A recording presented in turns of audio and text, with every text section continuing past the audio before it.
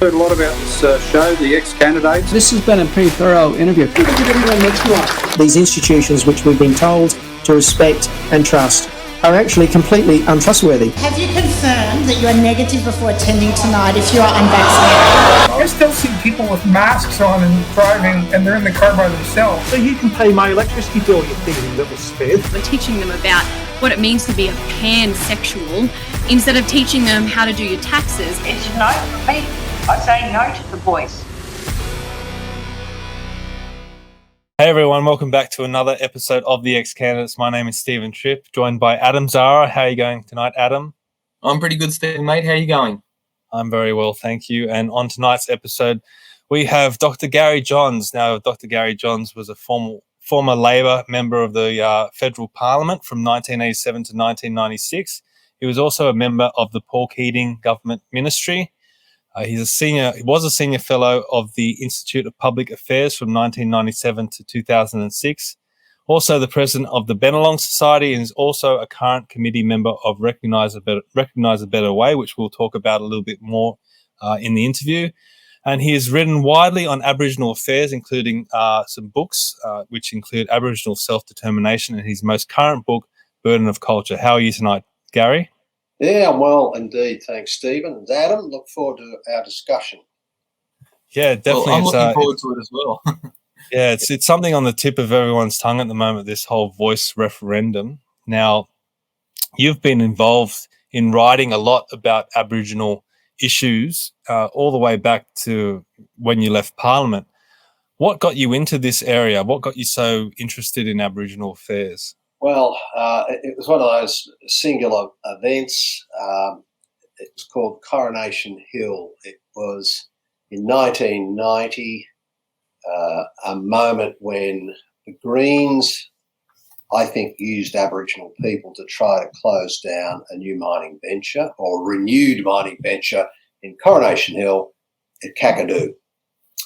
And it came to Labor to decide it. The caucus was very much in favour of allowing the mining to go ahead, but Bob Hawke, under advice from Richo, who said we need the second preferences of Greens to win the next election. That's what turned the vote, and we stopped the mining. We designated Coronation Hill or Kakadu as a national park, so that was the device we used to stop the mining. And I saw close up, if you like, the manipulation that the Greens had done to Aboriginal people, how they were used, and really from that moment on, I took a greater interest in Aboriginal affairs. So it's been, 30-something years.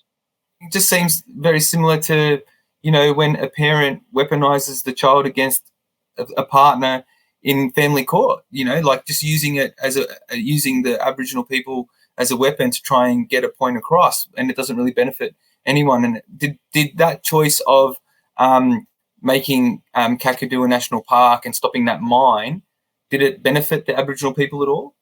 No, I doubt it. And it continues, that behaviour continues to this day, if you like. It's the ignorance of East Coast middle-class people about the actual living conditions of Aboriginal people.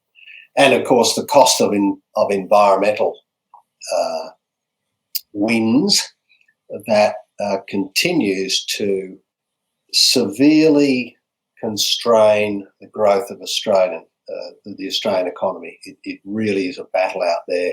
And I'm not in anyone's camp, mining companies, whatever. I'm not attached to any industry. It just seems to me that this thing has got way out of hand. Aboriginal people won equality in 1967 and made it real in the 70s and 80s, and now that sort of second, third generation Aboriginal leader who all speak English and all gone to university have turned against us. They have turned equality against us. They're now obsessed with being more worthy than the rest of us, and that's what the voice is actually saying.